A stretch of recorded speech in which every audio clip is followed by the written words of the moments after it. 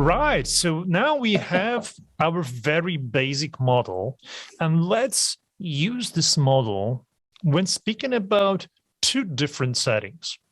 First one is a small group problem solving, and the second one is kind of like a workshop setting where you have a large group. Mm-hmm. And I used to do a lot of that for really big companies that were putting a lot of their future on the line by making elaborate strategic plans that would impact the future of the company. So they needed to have a huge amount of buy-in from across many parts of the organization. So sometimes we would get, 100 people in a room for several very intense days working on those solutions. I'm blessed having experts here with me on this call, and that's why I'm so happy we can dive into those two situations. I'll just make some space. I'll divide the space into two so we can tackle those situations separately. And I'll take this model, replicate it twice, so this model can guide us through the conversation. Yeah. As basic as it is, we always want to be on the same page with those people that we're doing our process with, so that we're, not missing each other. We're really aligned in where we truly are in the process. So in having our conversation, David, about small group problem solving and how visuals can help us in this specific situation, let's add to the board also pitfalls, traps that we can fall into, and they are something we want to learn how to avoid when using visuals. Absolutely. These are habits of thinking that turn into obvious behaviors, and they get in our way. They become the ruts and the obstacles that we continually get tripped up by. We all have different personalities. We have different viewpoints, and those personalities and viewpoints are largely guided by our emotions, our fears, sometimes our lack of trust, our uncertainty, our doubt. And so let's, there you go. So you say they are the most important part to consider when you're working with people, when you're problem solving, right? They're always a factor in the flow and the momentum and the willingness and the openness of a group to talk honestly and consider all possibilities. Our emotions are a factor. Okay, so that's the factor number one. I'll just label those as pitfalls. Okay. All right. Let's see how many we can list. So let me propose pitfall number two. And you'll like it, David, I'm pretty sure. It's something that we deal with all the time. And I would call this complexity, right? Oh, yes. And of course, we don't need accumulated brain power of our problem solvers here to deal with simple things. Obviously, by definition, we will deal with complex situations where visuals are very helpful. Yeah, they're essential, because if we are dealing with an overwhelming amount of information, it's visuals. It's going to help us to make distinctions that make a difference. Exactly. As you see here, the distinction between the color of a group of elements, you can clearly tell which one does not fit, right? But let's say having just a list and reading down the list is not as easy to spot an anomaly.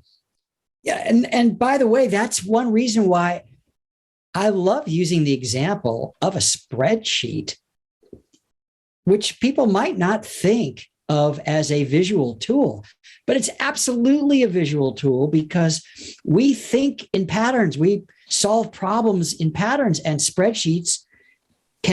we can use a spreadsheet to make an instant distinction by saying, look here, see that number? It jumps out, because it organizes information for you. So a spreadsheet's a great example of how we can prevent or avoid information overload, because the information comes organized. It's very visual to me, David.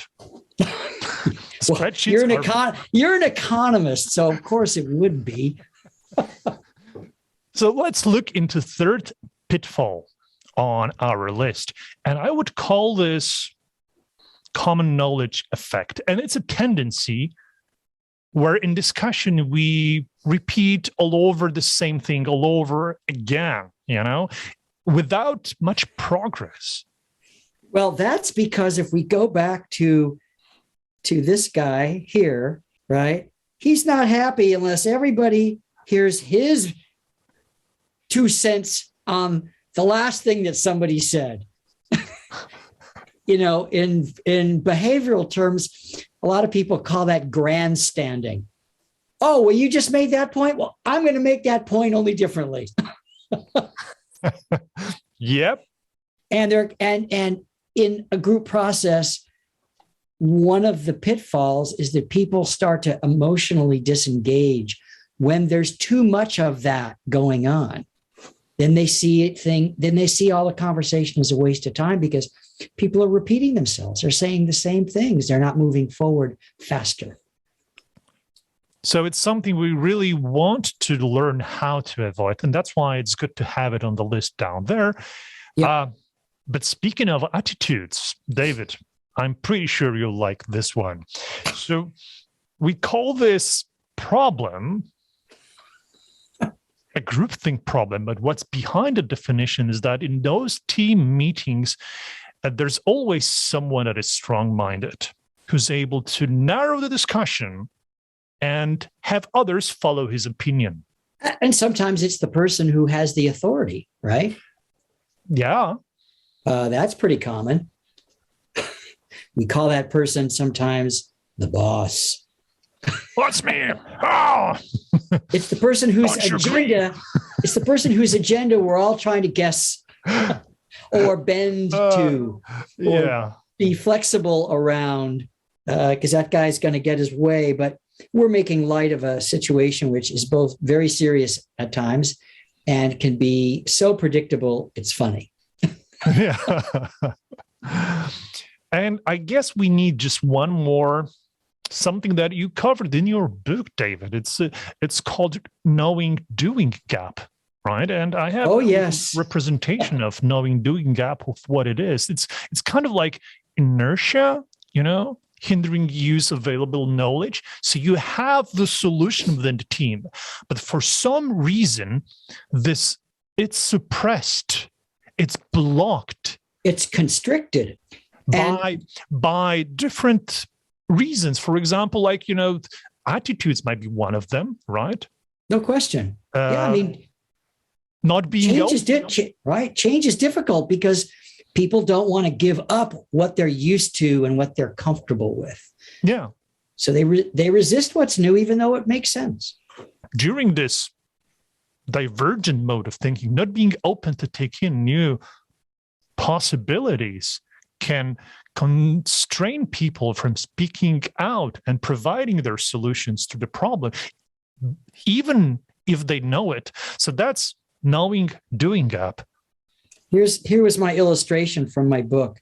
This guy's straddling this chasm between what's possible and sometimes what we know rationally is the right thing, but we don't get to the other side because our resistance or our fear or our doubt or our wanting to be like that guy is getting in the way. So it's good to be able to play with these ideas and to acknowledge them freely when these are the dynamics that exist. There's one other thing that I could contribute very briefly, and that is that Harvard Business Review has done numerous studies on the impact of the mood of the CEO. And they have shown that there's no other force that so quickly and so dominantly acts on the collective ability of that organization to be productive, as does the general temperament or the temperament in the moment of that person leading that division or that department or that organization. which is a remarkable thing to actually have measurement and research on. Yeah. But I guess we all know by heart those situations where people emotions, get better of them. And we don't want that if we are No. to find a good solution to the problem. So let's think about what DVL supplies us with, what it provides to us that we can use to defend from, those situations and overcome those problems, right? And here to remind you, we're speaking about small group problem solving. Well, and in small group problem solving, of course, the dynamics between the people is so much different than the large one, because in the small group problem solving, we know each other better, right? We're used to each other's responses and reactions and ideas. We're in the flow sometimes with people, which is not always available to us in a larger setting. Yeah, absolutely. So why don't we shall we start from the very beginning, from this first stage of identification? Because that's simple. And I would suggest that using visuals when presenting the problem, right, that we identified, using the whiteboard instead of a presentation with bullet points, being able to represent it on the board, answer questions, makes it much more clearer to the participants of the problem-solving process, but it also allows us to deal with information overload problem easily.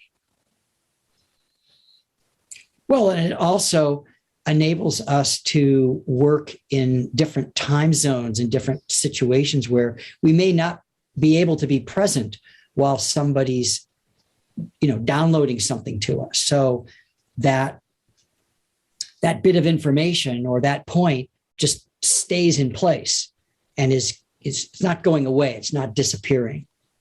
And because it's not disappearing, it helps us to deal with this common knowledge effect, where we are kind of like in loops speaking about the same thing multiple times. We don't need to, because this representation stays on the board and it's easy to spot something that was already mentioned, that was already provided by the participant of the process. Yes. And when we say stays on the board, what we're really saying is it stays in view. It remains in our awareness, remains of our scope of attention. I want to remind people that we're not necessarily always being literal about calling this a digital whiteboard, right? It's a surface and it's a board, but we want to think of this as a space that is malleable and that doesn't necessarily have to be in front of us in the moment, but we can get back to it as fast as we want. Which leads me, that's a perfect pivot to this solution finding stage of our model. Because the space that you just described, David, is used for our problem solvers to work on the solution, right? Absolutely, yes.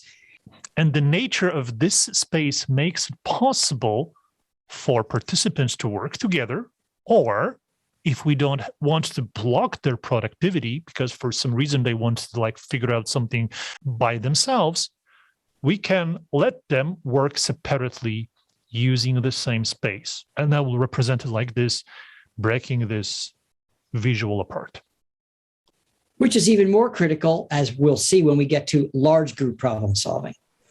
Oh, yeah. Yeah. But even in the small group problem solving, the productivity blocking often happens when you have this, quite old-fashioned idea of brainstorming. Hey, people, let's get together and let's just find a solution.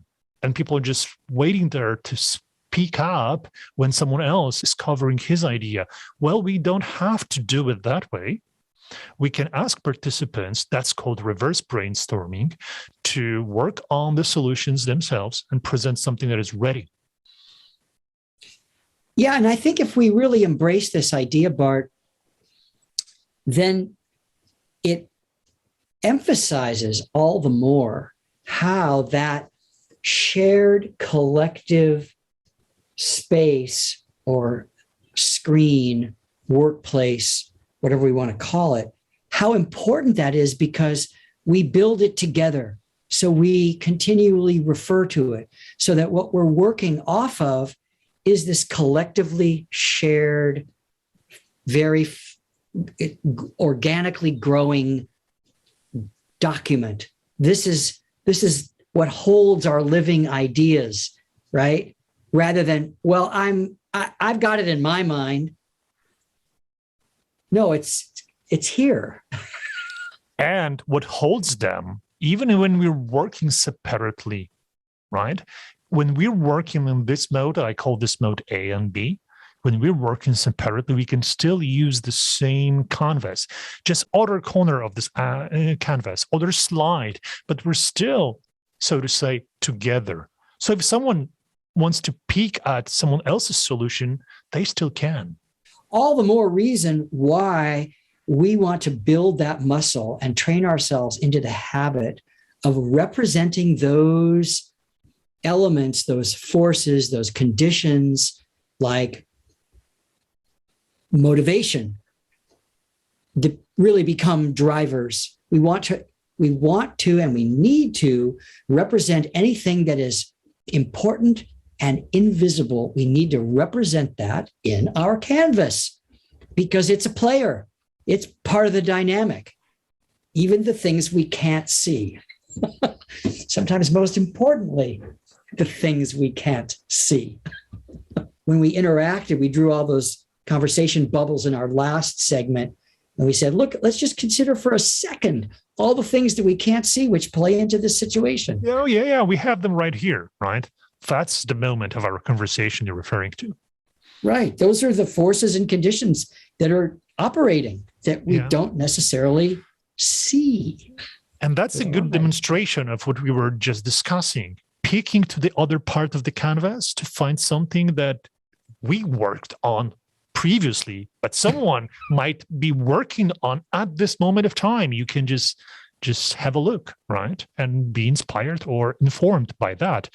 But I also want to refer to the groupthink problem, because that's actually something that makes this problem diminished or even go away entirely. You know, you can have a solution for, not following the strongest minded person by allowing individual contribution to the board, and then just letting participants to refer what they added to the canvas when they were working alone. So adding to the canvas is a great and very practical tool for the introverts amongst us. Yes.